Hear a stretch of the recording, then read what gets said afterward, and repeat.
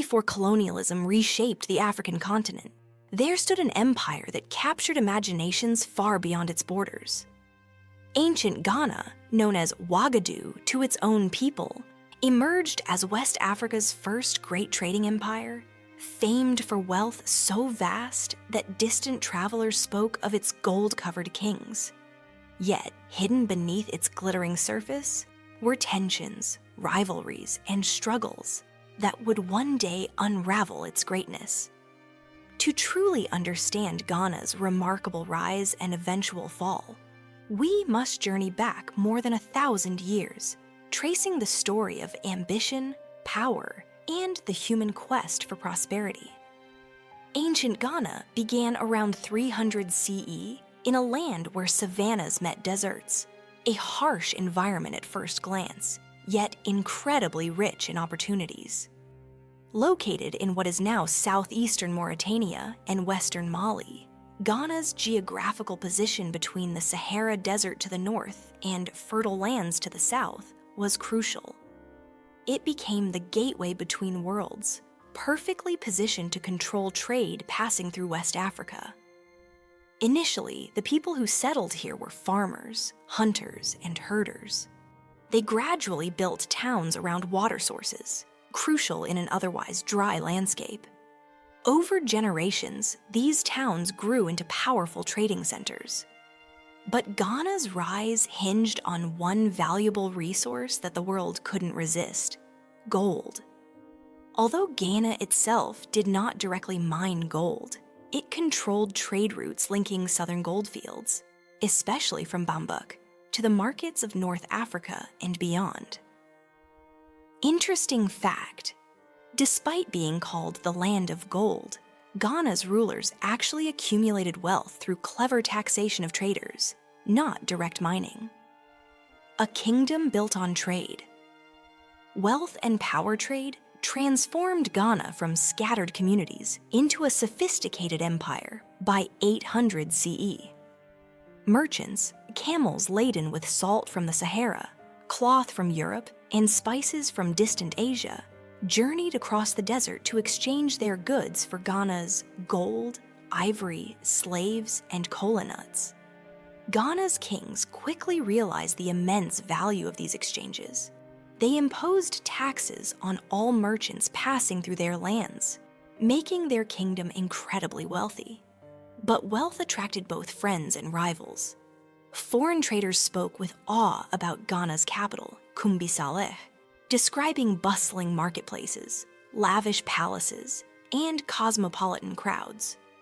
Soon, the kingdom gained a legendary status that spread across North Africa, the Middle East, and even Europe. Golden Age and cultural flourishing.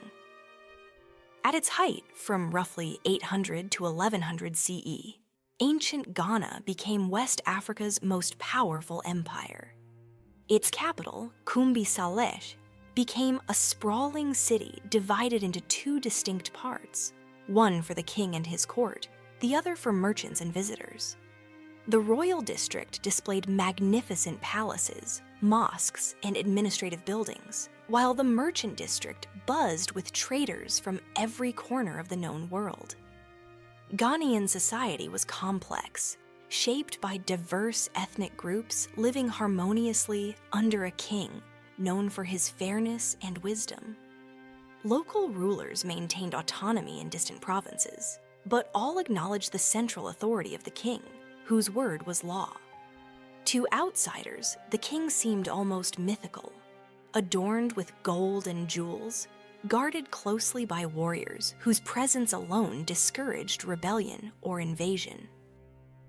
Intriguing fact: Arab travelers, notably al-Bakri, described the Ghanaian king's court with awe, detailing how he dressed in fine silk, covered in gold jewelry, illustrating the immense prosperity and influence of the kingdom. Religious and cultural harmony. As trade intensified, Ghana faced another profound transformation: the spread of Islam. Arab merchants and scholars brought Islam to Ghana, shaping society and politics significantly. Yet Ghanaian kings approached this new religion cautiously.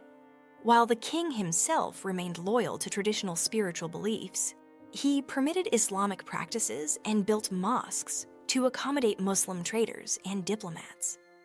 This balance allowed peaceful coexistence, but also created subtle tensions within Ghanaian society, hinting at future challenges. As the empire prospered, these cultural differences became more pronounced. Many wealthy traders and officials converted to Islam, further complicating social dynamics. Ghana's leaders managed these tensions wisely at first. But eventually, internal harmony would give way to discord. Conflict looms. Internal struggles and external threats. By the 11th century, cracks began to appear in Ghana's prosperous facade. The empire's dependence on trade was its greatest strength, but also its Achilles heel. Any disruption to trade routes could devastate Ghana's economy overnight. Conflict loomed on multiple fronts. First, internally, disagreements emerged over succession to the throne. Royal disputes weakened central authority and caused uncertainty among local chiefs. Loyalty, once unquestioned, began to waver. Regional governors saw opportunities to gain independence, undermining the unity that had sustained Ghana for centuries. Externally, threats multiplied as rival kingdoms eyed Ghana's riches jealously. The most serious threat came from a rising power: the Almoravids, a powerful Berber Muslim dynasty expanding from North Africa. Unlike previous traders, the Almoravids were not content simply paying taxes to Ghanaian rulers. Driven by religious zeal, ambition, and greed, they desired direct control over the lucrative gold trade. Engaging fact: the Almoravids believed their invasion was religiously justified, accusing Ghana's kings of corruption and immorality, a common tactic used historically to legitimize conquest. The Almoravid invasion, the beginning of the end. In 1076 CE, the Almoravids invaded ancient Ghana with a disciplined, well-equipped army. The clash between these two mighty forces shook West Africa. Although Ghana's warriors fought bravely, the Almoravids' military strength was overwhelming. They captured key cities, including Kumbi Saleh, severely damaging the empire's authority and economic strength. The occupation was short-lived, but the damage was permanent. Trade routes shifted, avoiding the instability in Ghana.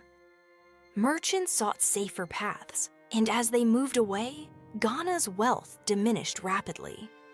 With wealth vanishing, the king's power dwindled, leaving the kingdom vulnerable and fragmented. Even after the Almoravids withdrew, the weakened empire never fully recovered. Regions once loyal to Ghana began to break away, forming their own kingdoms. This fragmentation slowly diminished Ghana's influence, leading to its irreversible decline. Following the Almoravid invasion, internal divisions intensified. Without strong central leadership, provinces became self-governing, refusing to pay tribute or taxes.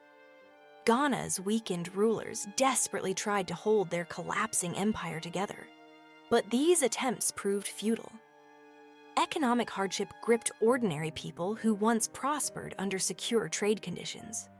Without stable income from taxes, Ghana's armies weakened, becoming unable to defend against external threats or maintain internal order. Environmental factors further complicated matters.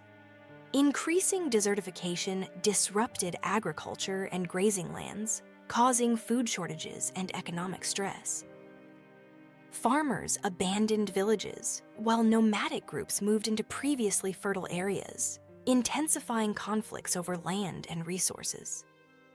Interesting fact: modern studies suggest prolonged drought conditions during the 12th century contributed heavily to Ghana's decline by disrupting its agricultural foundation. By the 13th century, ancient Ghana was reduced to a mere shadow of its former glory. Its territories gradually fell under the control of rising neighboring powers, notably the Mali Empire. Led by Sundiata Keita, Mali absorbed Ghana's lands and rebuilt regional trade networks. Ghana, once the continent's richest empire, quietly faded away, overshadowed by new powers on the horizon. Yet, even as it declined politically, Ghana's legacy endured. Its methods of governance, trade taxation, and cultural diplomacy laid the foundation for future West African kingdoms like Mali and Songhai. Ancient Ghana's lasting legacy. Although ancient Ghana eventually disappeared from maps, it never vanished from memory. Its sophisticated trade system inspired subsequent kingdoms. Its religious tolerance influenced West African societies for centuries, allowing Islamic and traditional beliefs to coexist peacefully. A cultural lesson in harmony rarely matched elsewhere at the time. Today, historians and archaeologists piece together Ghana's story from artifacts, written records from foreign travelers, and oral traditions passed down generations. Kombi Salesha's ruins stand silently in the desert, a haunting reminder of wealth, ambition, and vulnerability.